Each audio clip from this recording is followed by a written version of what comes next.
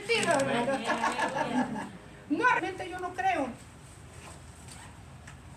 en una persona que tenga a Cristo en su corazón y viva, hermano, un gloto. No está corriendo ya, mejor que me cayó.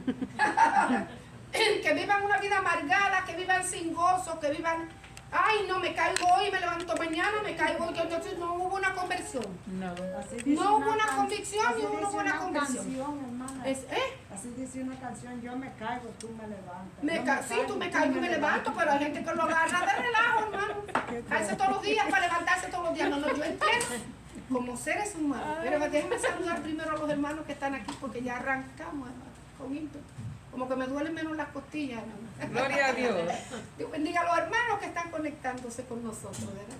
En esta tarde, mañana, pasado, de aquí a 5 años, yo siempre digo, cuando nos vea, que la gracia del Altísimo sea sobre su casa, sobre su vida, sobre su familia, sobre todo lo que tiene, ¿verdad? Que la lección de hoy sea de bendición, que sea de bendición, hermano, porque yo me gozo, como yo siempre he dicho, me gozo con videos que yo, de años de la guácara, yo me gozo, hermano, como si estuviera ahí y me deleito en ellos. Entonces, estábamos hablando, ¿verdad?, de la conversión del ser humano, que dice la lección de hoy, que el mayor milagro que Dios puede hacer en la vida de un hombre es la conversión del pecador.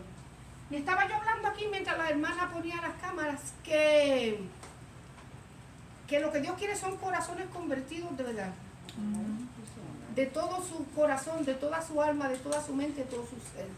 Y que no es lo mismo tener remordimientos que tener un arrepentimiento. Un remordimiento no nos lleva a nada, nos lleva a llorar un ratito aquí, pero ya después se pasó el susto, acabó. Sin embargo, cuando nosotros tenemos un verdadero arrepentimiento, comienza el proceso de la nueva creación en nosotros. ¿Verdad? El proceso de caminar con Cristo y no mirar hacia atrás. Porque como seres humanos podemos tener un tropiezo, podemos tener un momento en la vida de debilidad, podemos hacerlo. Pero siempre en el camino, ¿vio? Porque lo importante es que yo me convertí, estoy en el camino, tuve un momento de debilidad, pero me voy a levantar. O sea, no es lo mismo. Más adelante lo vamos a estudiar. No es lo mismo tener la práctica del pecado en nuestra vida. Eso es algo que se hace cotidianamente. Como lavarse los dientes, peinarse. Bueno, aquellos que se lo lavan. Aquellos que les gusta lavarse. Peinarse, bañarse todos los días. Es un hábito continuo en nuestras vidas. El pecado no debe ser un hábito en la vida del cristiano. Podemos tener un momento de debilidad, pero ya le digo, como seres humanos, tener un momento donde, ¿verdad?, tal vez fallemos en la palabra del Señor, un enojo, no sé, hermano, algo que nos suceda. Pero inmediatamente la gracia de Dios que habita en nosotros, el Espíritu Santo nos hace reaccionar y decir, no puedo, no, Padre mío, perdóneme, ayúdeme, renuncio a esto en el nombre de Jesucristo y sigo viviendo la vida bajo la gracia tuya, que es la que nos va a ayudar a vivir el Evangelio, hermano, porque ningún cristiano puede vivir la vida cristiana por sus propias fuerzas. Embuste es mentira, como decimos en Puerto Rico. No, esto es por gracia divina, dejando que la gracia de Dios, ¿verdad?, obre en nuestros corazones, en nuestro espíritu, y acogiéndonos a ella todos los días vamos a necesitar de la gracia divina para poder caminar en el Evangelio hasta que Cristo Jesús venga, o hasta que la muerte nos sorprenda, hermano, nos llame a su presencia. Entonces es muy importante saber eso, porque no podemos vivir solos. Mentira que un cristiano puede vivir apartado de gallo. No. Yo soy cristiano, le sirvo al Señor, yo no necesito ir a la iglesia. Perdón, nosotros no somos llaneros solitarios. La Biblia dice que nosotros somos parte del cuerpo de Jesucristo. Y el cuerpo de Jesucristo es muy grande en esta tierra, pero para eso Dios también ha establecido congregaciones en todo lugar para que el cuerpo se una, se nutra, crezca, madure, dé fruto, hermano. Porque es así, aprendamos a cómo servirle al Señor. O sea que no podemos yo dar fruto encerrado en mi casa. No. Tarde o temprano, esa es la mentira del diablo. Quédate en tu casa y te voy a dormir. Te voy a cantar el naná. ¿Cómo es que dicen? La canción de Cuni, cuando vengamos a ver estamos todos roncando. Es necesario como cuerpo de Cristo que nosotros nos vayamos formando, madurando, para que demos para que demos fruto. Eso empieza con esto, con la conversión. Fíjense lo que dice la lección hoy. La conversión, no la convicción. La convicción vamos a hablarla después. La conversión es el milagro más significativo del Evangelio. El propósito del llamamiento de Dios a los hombres es la salvación de estos por medio de su gracia redentora provista a través de la muerte expiatoria de Cristo. ¿Cuál es el propósito del llamamiento de Dios a los hombres? Que sean salvos. ¿Por qué? ¿Por qué los hombres necesitan ser salvos? Primero, porque están perdidos. ¿Verdad? El pecado desde el principio nos alejó de Dios. Y tal vez esta lección o esta clase es un poquito repetitiva, pero se va a prestar, hermano, para aquellos que no conocen a Cristo y que nos están viendo. Porque por algo Dios nos permite hablar de esto. Y como decía Pablo, no me canso de decir la misma cosa todo el tiempo. Porque lo digo ahora y llego ahorita pregunto. Entonces, el propósito de Dios a los hombres es la salvación de ellos. ¿Por qué? Porque desde que Adán y Eva pecaron en el huerto del Edén, nosotros heredamos la tendencia pecaminosa en nuestra vida. ¿Verdad? Por muy buenos ciudadanos que seamos, somos pecadores y estamos perdidos. Necesitamos a Cristo Jesús que nos levante. Necesitamos a Cristo, la sangre poderosa de Cristo que nos limpie y nos dé un lugar dentro de la familia del Señor. Todos los hombres están perdidos sin Cristo. Amén. Todos los hombres tienen una sentencia de muerte que pende sobre su cabeza. ¿Verdad que sí? Dice, la paga del pecado es muerte. Y el que no peca en hechos, peca en palabras. Todos Amén. Pecan, todos los hombres, hermano. Por eso es que Dios proveyó la gracia, su gracia redentora a través de la muerte expiatoria de Cristo. Porque todo aquel que venga a Jesucristo con un corazón contrito y humillado y pida perdón, Dios lo recibe en su familia y lo restaura. Y comienza un proceso de vida nueva en Cristo Jesús. Mientras el hombre dice allí, la Biblia dice que al cielo, a la presencia del Señor, nada sucio va a entrar.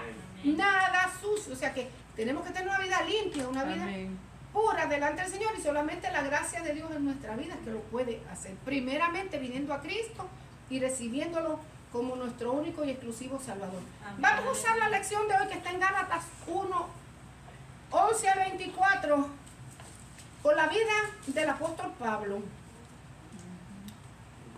Con la vida del apóstol Pablo. Tal vez no vamos a entrar en la lección como tal hoy, hermano, porque yo quiero que hablemos de esto primero para que entonces podamos entrar, entender el cambio que hubo en la vida de Pablo. Porque Pablo no es que era malo, por así decirlo. No era malo, malísimo, ¿verdad? No, Pablo no era malo. Pablo era un hombre temeroso de Dios. Porque a veces nosotros pintamos a Pablo como un ogro, malísimo, matón, hombre criminal, ¿verdad que sí? Un matón criminal que arrastraba a los cristianos y los metía a la cárcel y los llevaba a que los azotaran y que le daban muerte, que mató al pobre bueno Esteban. ¿Y qué no hizo Pablo? Pero Pablo no era un hombre sin fe. Pablo era un hombre de fe. Pablo era fariseo, una de las sectas religiosas que más guardaba y más protegía lo que era la enseñanza de la ley. Y era un hombre justo que vivía la justicia de la ley. Pero como la Biblia dice que no es por ley ni por obra para que ninguno se glorifique, la ley nos enseña a nosotros el pecado, pero no nos lleva a nosotros a la convicción a Cristo. ¿Vio? Entonces Pablo defendía la fe de sus padres. Era un hombre justo, era un hombre temeroso, era un hombre que decía, no, este cristianismo es una secta que está en contra de lo que dice, porque no entendía, como tal vez mucha gente no entiende acerca del Evangelio de Jesucristo. ¿Está bien, hermano? No entendía acerca de la fe de Jesucristo. Pero él decía, este movimiento que se está levantando es algo raro, está en contra de las enseñanzas de mis antepasados, de mis padres. Yo no puedo permitir que este movimiento que se esté levantando vaya en contra de la ley que nosotros por tantos siglos y tantos recibimos allá en el monte Sinaí, que Dios nos dio a través del libertador Moisés, etcétera, etcétera, etcétera. Entonces decía, esto hay que acabarlo, porque esto va en contra. Lo que pasa es que el hombre que no tiene a Cristo no entiende la gracia de Dios. Y él no tenía a Cristo en el corazón, no podía entender que aquel hombre que habían crucificado 2 o 3 años antes, ¿verdad? O 2 o 3 meses antes, era el cumplimiento de todo lo que los profetas habían dicho. El cumplimiento de la ley, el hombre, el Mesías prometido que Dios había enviado para su nación. Él no lo pudo entender. ¿Cómo lo pudo entender Pablo? ¿Cómo se dio cuenta Pablo de que él estaba persiguiendo lo que había sido el cumplimiento de la promesa de Dios para todos sus antepasados? ¿Cómo se dio cuenta? Hasta que el Señor se le reveló. Hasta la revelación de Dios directamente a su vida. Hasta. Porque tal vez le pudieron predicar, tal vez escuchó, pero él no entendió absolutamente nada. Al contrario, no me hablen de esto, que esto hay que eliminarlo. Por eso es que se dedicaba a buscar a los cristianos y a arrastrarlos y llevarlos a las cortes y a meterlos a las prisiones, y el que se moría en el camino y se ponía el que se ponía al brinco, bueno, se lo llevaba por delante, porque esto hay que cortarlo y hay que eliminar. Y los cristianos le tenían pánico a Pablo. O sea, en aquel tiempo era Saulo de Tarso. Le tenían pánico a Saulo. El nombre Saulo, el nombre hebreo, Pablo, el nombre romano. Se acostumbraba que él tenía 2 ciudadanías. Le tenían pánico. Entonces, hasta que Cristo no se le reveló. ¿Y a dónde iba Pablo o Saulo de Tarso cuando tuvo la revelación? A Damasco a buscar gente para meterla presa. Y llevaba toda la autoridad de su gobierno para arrastrar a los cristianos y meterlos presos. Es más, cuando mataron a Esteban, dice que ahí estaba Saulo, no intervino para nada, al contrario. Miren, aquí le dimos matariles. La ropa del pobre digo yo porque lo mataron, pero pobre no, está mejor que nosotros, la presencia del Altísimo, ¿verdad? De Esteban a los pies de él, y él no intervino. Al contrario, él estaba allí ¿para qué? Para atestiguar que le dieran muerte a aquel alborotoso que estaba allí. E iba camino a Damasco cuando Cristo le dio una revelación personalmente. Amén, aleluya. Personalmente se le mostró, y para que se estuviera quieto, ¿qué hizo? Lo dejó ciego. Para que entiendas que soy yo. Le habló, y él entendió y tuvo la revelación, y inmediatamente se puso mansito, porque hay gente que Dios la tiene que aquietar así a palo, y ¿verdad que sí, hermano? Pues Dios lo tiene que aquietar de esa forma. Lo dejó ciego y estuvo quietecito. Por 3 días, ¿verdad que sí? Estuvo quieto, sin poder ver. Pero yo, y la gente que estaba alrededor no escuchó la bulla y el ruido y lo portentoso, pero no pudo entender, solamente Dios se le reveló. Cristo Jesús, mejor dicho, ¿verdad? Se le reveló a Pablo directamente. Entonces, hasta que no haya una revelación de la palabra del Señor, no puede haber una conversión. ¿Por qué nosotros los seres humanos o los cristianos tenemos que orar? Para que cuando la palabra sea expuesta, haya una revelación de Dios a aquellos que la están escuchando. Porque si no hay esa revelación, era igual que nosotros antes de convertirnos. ¿Cuántas veces agarrábamos la Biblia? Y si acaso sabíamos el Salmo 23 de memoria, pero ni entendíamos qué era. La llevábamos como amuleto. La leo, pero no entiendo. Yo empezaba muchas veces a leerla y como me enreda a veces, no, yo no entiendo nada de lo que dice. Nada entiendo, nada, y menos leyendo el Antiguo Testamento. Pero cuando vinimos a Cristo, recibimos la revelación del Espíritu Santo. Nos abrió el entendimiento y nosotros pudimos entender, pudimos comprender lo que es la palabra para nosotros y cuál es el propósito de Dios hacia nuestra vida. Entonces, Pablo, sin una revelación de Dios no hay una conversión. ¿Qué es una conversión? Porque eso fue lo que le sucedió a Pablo. Desde ese momento en adelante, Pablo tuvo una conversión genuina a Cristo. Genuina, un cambio que lo transformó desde adentro hacia afuera y desde la cabeza hasta los pies.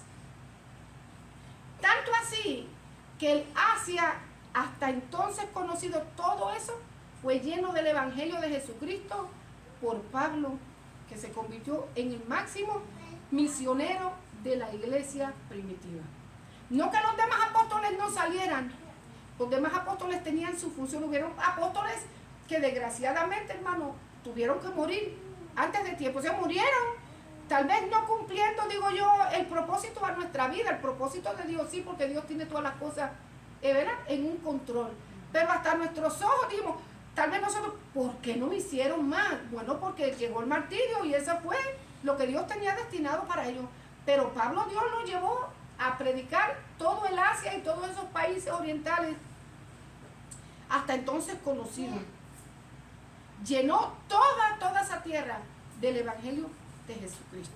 Lo hizo, hermano.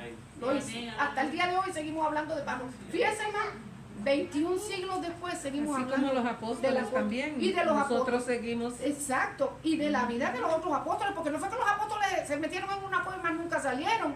Hubieron algunos apóstoles, hermanos, que tal vez en las escrituras no volvieron más a mencionar su nombre, pero eso no quiere decir que no cumplieron el propósito de Dios en su vida. Entonces, ellos predicaron, hicieron y alcanzaron almas, pero cada quien a su grupo. Amén. Porque los apóstoles en su mayoría eran judíos y Dios los llevó a ministrarle al pueblo judío. Sin embargo, a Pablo lo llevó al pueblo gentil. Por eso tal vez escuchamos más de Pablo que de cualquier otro apóstol.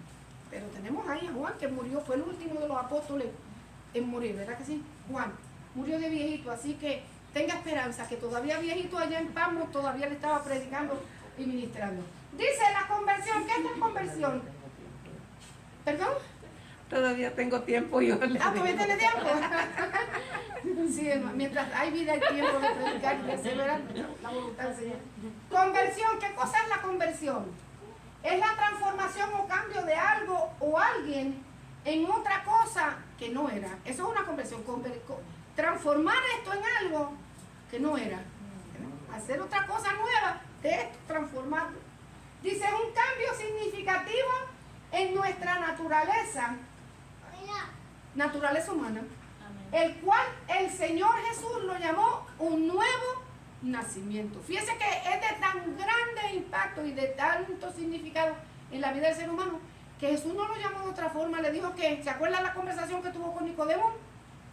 Es necesario nacer de nuevo. Y aquel que no nazca de nuevo no puede ver el reino de Dios. Entonces le tuvo que... ¿Y Nicodemo quién era? Nicodemo era, primero, miembro del Sanedrín, el tribunal más importante del pueblo judío. Segundo, un gran maestro de la ley, un erudito de la ley, y no sabía eso. Y cuando tuvo la conversación con Jesús, dijo, tú eres tu maestro de Israel y no sabes sencillamente esto. ¿Qué le pasaba a Nicodemo? ¿Cuál fue el problema de Nicodemo? Que no había recibido la revelación del Padre todavía. Y fíjese, Cristo personalmente hablando, pero desde esa conversación en adelante, Nicodemo entendió. Nicodemo entendió y se hizo discípulo de Cristo a escondidas, pero era discípulo de Cristo, no negó la fe, se hizo a escondidas porque la posición que él tenía hasta ese entonces era un poquito difícil y dificultuoso el poder manifestarse. Tal vez yo pienso que Nicodemo dijo, desde donde yo estoy, desde la posición en la que yo estoy, yo puedo alcanzar a gente para Cristo y puedo como que abrirle brecha a Cristo para que predique. ¿Por qué yo digo eso? Porque cuando Cristo murió, los discípulos no fueron a pedir el cuerpo de Cristo. Los apóstoles, ¿quiénes fueron? ¿Quiénes fueron a pedir el cuerpo de Cristo? Y lo fueron a ungir y lo fueron a preparar. Las mujeres. A pedirlo. No, las mujeres no le...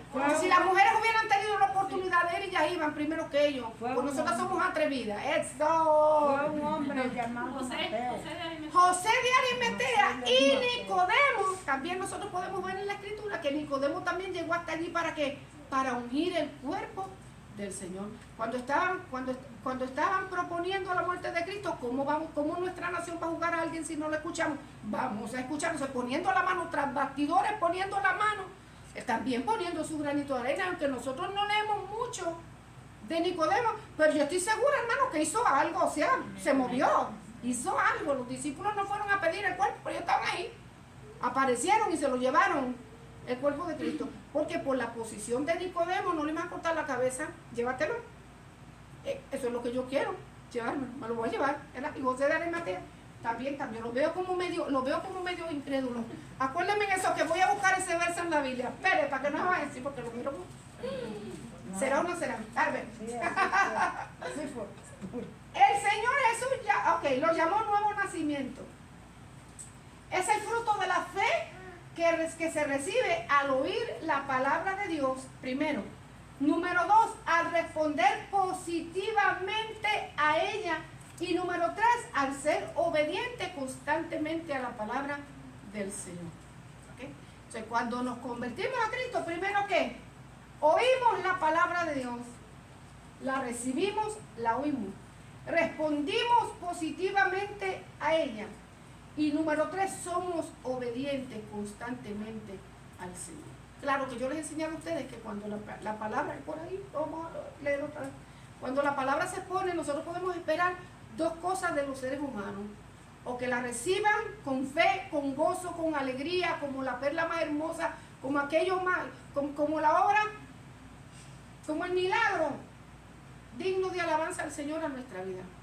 Pero también hay quien quiere, que la rechaza y se va. Dice, no la quiero. O sea que cuando oímos la palabra del Señor, o podemos recibir la vida eterna que nos ofrece Dios, o tenemos la opción de volver a nuestra vida pecaminosa y morir en nuestros delitos y pecados. El oír, fíjense, el oír la palabra del Señor no nos va a eximir a nosotros del juicio venidero. Al contrario, escuchar la palabra del Señor nos va a hacer a nosotros que responsables delante de Dios de ese juicio. Porque nosotros dice, hoy es el día aceptable. Hoy, cuando escucho la palabra, ese es el día de salvación para mí. ¿Quién sabe si yo saliendo de esa puerta o saliendo del lugar donde uno se está predicando voy a tener otra oportunidad? Ese es el momento. Si yo doy la espalda y me voy pensando voy a tener otro chance, muy malas noticias, te tengo noticias. Te hiciste responsable y eres culpable de todo el juicio de Dios sobre su vida. Porque en ese momento es que Dios te habló palabra de vida. En ese momento. Es un milagro porque, número 1, porque envuelve una transformación total de la naturaleza humana caída. Se unen en la conversión. La voluntad de Dios y la del hombre. La voluntad de Dios es la siguiente. Dios quiere que todos los hombres sean salvos y vengan al conocimiento de su palabra. El deseo de Dios no es que unos se salven y otros se pierdan. El deseo de Dios es que todos los hombres procedan al arrepentimiento. Todos, sin excepción de personas. Nosotros sí hacemos acepción ¿verdad? Acepción de personas, pero Dios no. Dios no. La palabra de Dios es para todo Amén. aquel Que la que cree. cree. ¿Qué otro elemento? La voluntad del hombre, porque al yo recibir la palabra, esto es algo voluntario. ¿La recibo o la dejo? Tú. ¿Verdad? Pero cuando la recibo es porque mi voluntad se alinea a la voluntad de Dios. Yo digo, sí necesito a Cristo como mi Salvador. Sí, yo soy pecador. Sí me confronto con la verdad de Dios. Sí me confronto con que no tengo salida. Sí me confronto con que Dios muchas veces me ha hablado y yo nunca lo he escuchado. Sí me hago culpable de la muerte de Cristo. ¿Por qué? Porque Él murió por culpa mía. Y murió por culpa de ustedes. Y murió por culpa de todos los que nos están escuchando. Murió por todos los hombres. Entonces, recibimos esa palabra y mi voluntad dice, yo quiero recibir a Cristo como mi Salvador.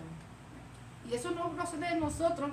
Fíjense, hermano, que nosotros, yo vine a Cristo, no, a mí me trajeron. Sí, porque nosotros, yo vine a Cristo. Nadie viene a Cristo. Dios nos trae para confrontarnos con su palabra. Porque si por nosotros fuéramos, estuviéramos todavía perdidos en la calle. ¿Cuántos buscaban a Dios antes del llamamiento supremo? Nadie. Yo vine a Cristo, no, a mí me trajo el Padre a Jesucristo para que lo conociera hace tantos años. Pero al decir de nosotros, yo vine a Cristo, que ahora no se vaya a formar un pugilato por eso. Si dice yo vine, no se vaya a traumatizar.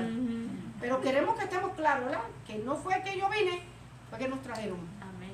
Por la gracia divina estamos nosotros aquí. Tal vez por eso es que a veces la gente, yo pienso que tal vez por eso es que la gente toma el evangelio tan fácil. Es que yo lo hice, yo quiero. Por eso que estoy aquí, porque yo hice. Pero cuando entendemos que yo no quise, sino que a mí me trajeron y estoy aquí por amor, por pura gracia de Dios, ¿verdad? Tomamos seriedad en el asunto. Ok, nuestra condición primitiva es de continuo al mal y Nunca la condición caída del hombre de buscar a Dios, jamás. ¿Qué es lo que busca el hombre? El pecado, la maldad, porque esa naturaleza, ¿verdad? El espíritu con el cual nosotros nos ponemos a unir a Dios antes de venir a Cristo está muerto en delitos y pecados. Ese hombre está muerto, no puede. Pero Dios, por eso es que Dios toma el primer paso para traernos a la salvación. La gracia nos alcanza y nos ayuda a tomar la decisión de la conversión. ¿Quién tiene Romanos 3? Romanos 3, ¿quién lo tiene?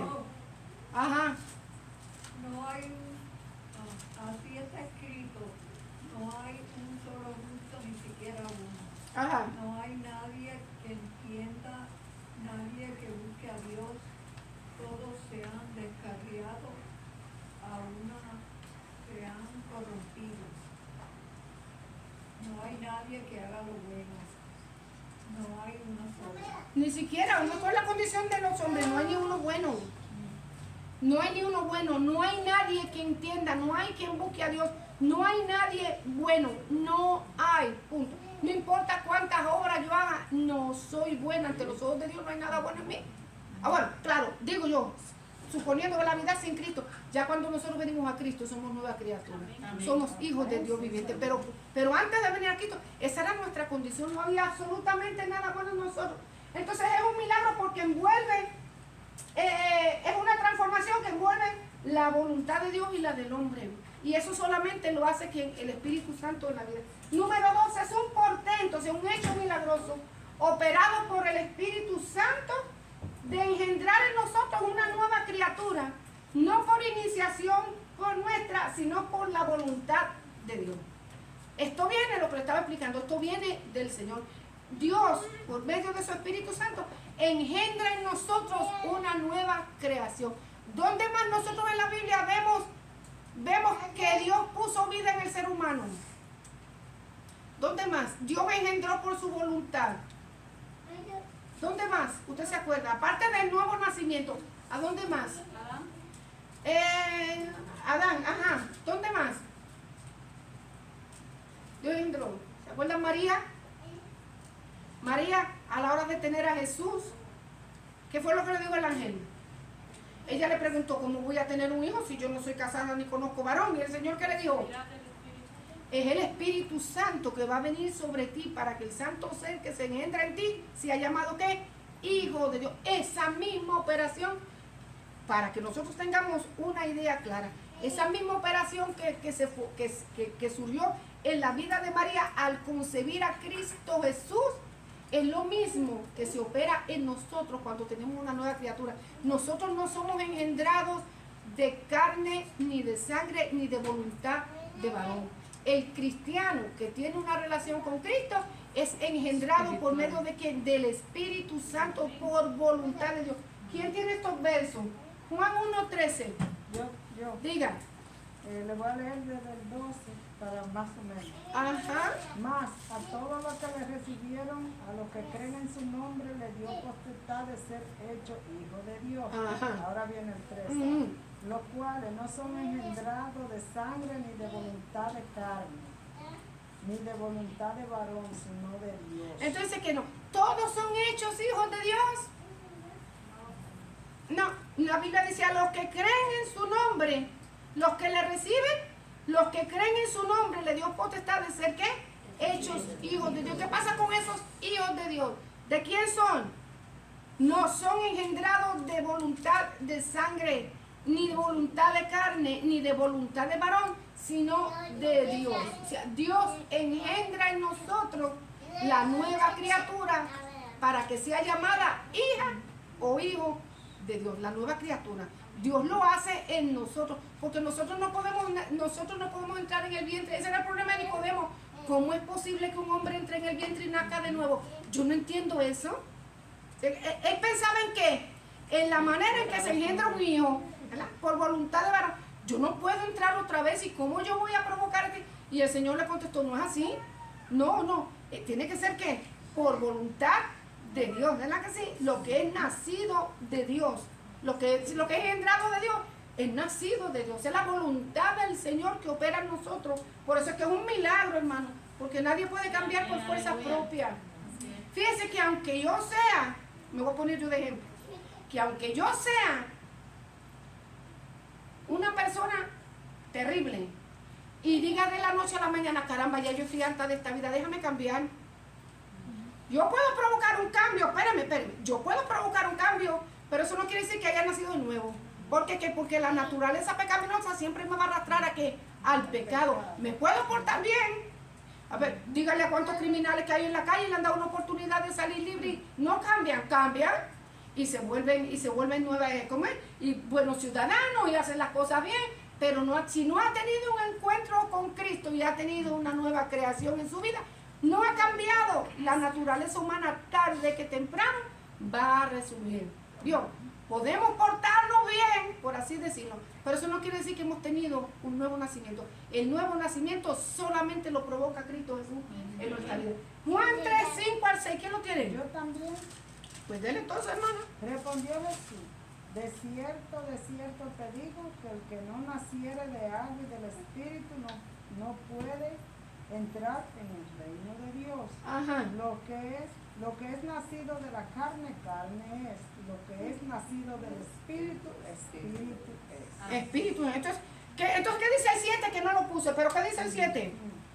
No te maravilles de que te digo, es necesario nacer de nuevo. O sea que es necesario nacer de nuevo para poder ver el reino de Dios.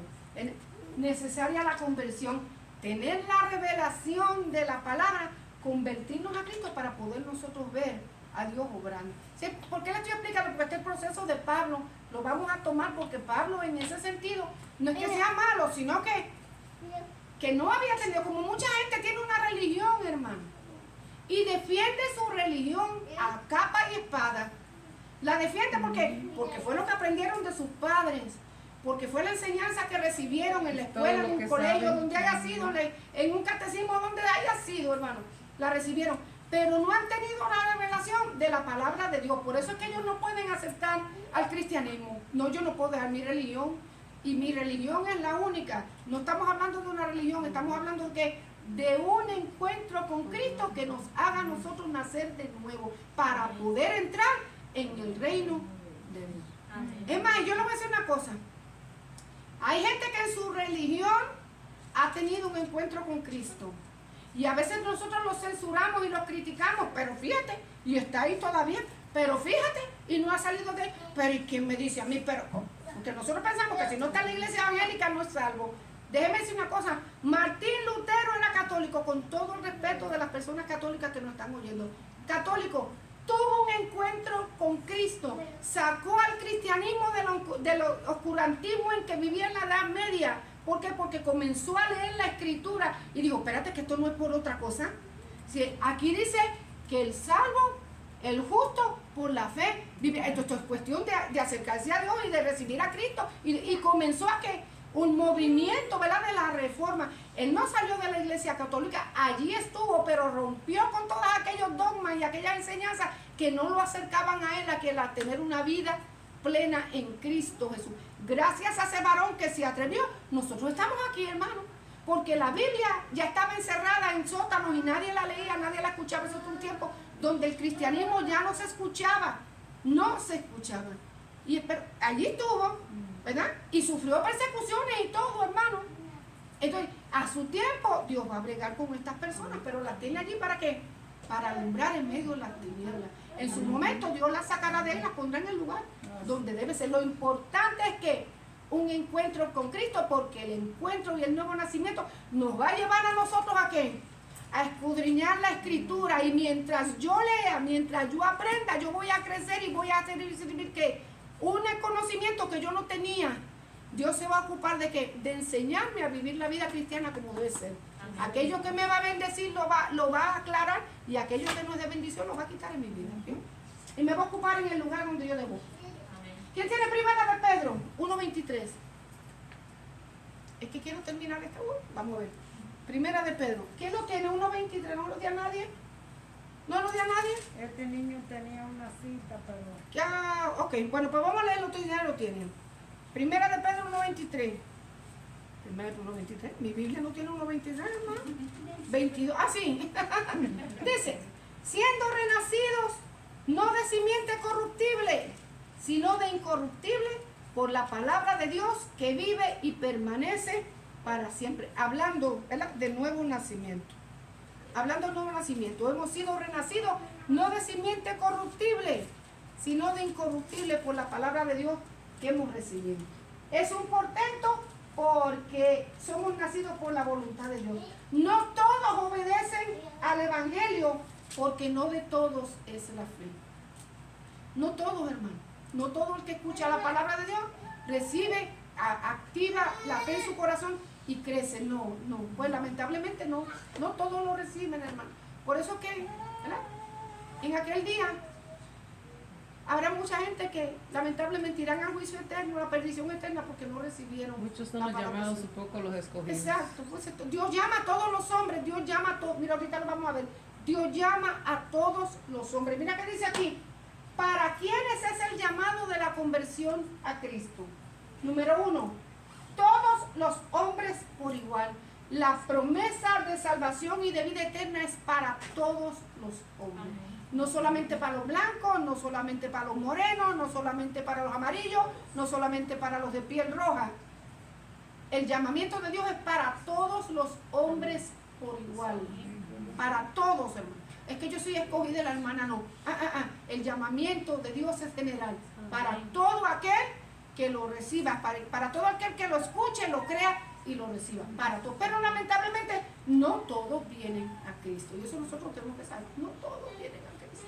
Dice, ¿para quién? Para los escogidos. Y aquí entramos. Todos son llamados, más pocos los escogidos. Es que Dios tiene acepción. Tú te vas a perder, tú te vas a salvar. Tú te vas al infierno. No, tú vienes aquí conmigo. No, porque tú eres más prietito. No, tú para allá. No, Dios no opera así.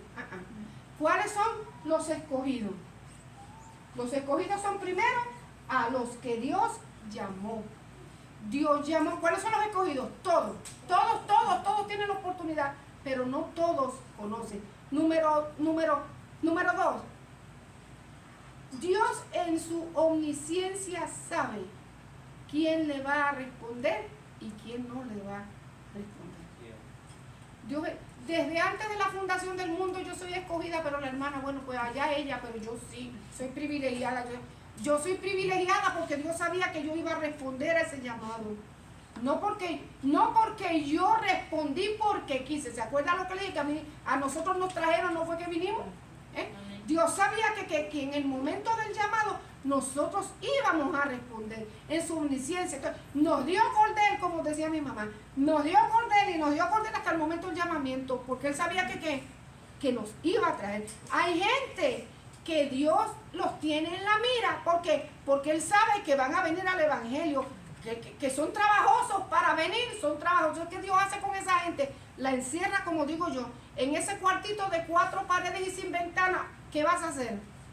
No te queda de otra. Tienes que clamar a mí. ¿Por qué? Porque eres un escogido. Yo sé que vas a venir, pero también el diablo sabe que puede ser instrumento útil en sus manos. Mire, y los ata, y los ata, y los ata, y les cierra las puertas y no los deja venir. Entonces Dios los tiene que llevar hasta las últimas consecuencias para que puedan venir a Jesucristo, para que puedan, como a Pablo, y que le dé gracias a Dios que lo trajo ciego. Lo pudo traer sin cabeza, dejarlo caer de la cabalgadura y dejarlo sin cabeza. Bueno, Pablito, y ahora, pero yo te necesito bien. Te necesito bien. Nomás te voy a dejar así para que tengas la experiencia de que yo soy el Dios verdadero al que tú estás siguiendo. Nada más para eso. ¿Y por qué? Porque Dios sabía que Pablo iba a responder de todo corazón. Y lo iba a hacer de una forma bien genuina, hermano, de corazón. Dice, a los que Dios llamó, Romanos 8:30. ¿Quién tiene Romanos 8:30? Amén. Y a los que predestinó, a estos también llamó. Y a los que llamó, a estos también justificó. Y a los que justificó, a estos también glorificó. Ok. A estos también llamó y a los que llamó